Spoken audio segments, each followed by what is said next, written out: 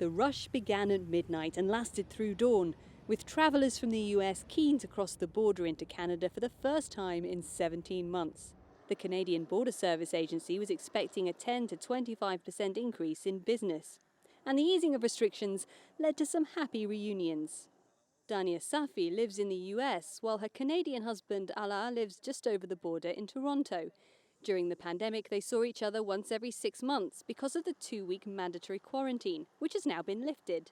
Now she can visit me more often. She hasn't visited me for the last, since been here in a year and a February. half. Yeah, it's been a year and a half. 2020. But it's also good because he doesn't have to quarantine now. So he visited for a week and then he doesn't have to take 3 weeks off work, so he can just go back to work tomorrow.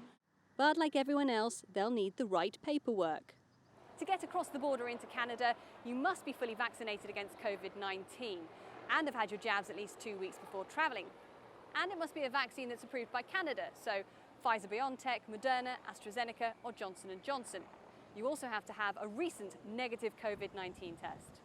And that has caused some confusion. We actually tried crossing last night at around 1 a.m. and it took about 2 hours to actually get to an agent. And then we got turned away because only one of us had COVID tests, but online there is conflicting information. This mobile testing site has been set up right beside the border to help people that find themselves in just that predicament. We opened this site because a lot of people get turned away at the border, and they were having to take Ubers and cabs and spend a lot of money and time to go to our other sites, so this was really convenient. But while visitors from the US can now travel to the Canadian side of these famous falls, the US border is still closed to people from Canada. Those in the industry say it's having an impact on business. Yes, we get a lot of Canadians, especially here in Niagara Falls, that go to the malls and stuff like that. They've lost a lot of business because Canadians haven't been able to come over here.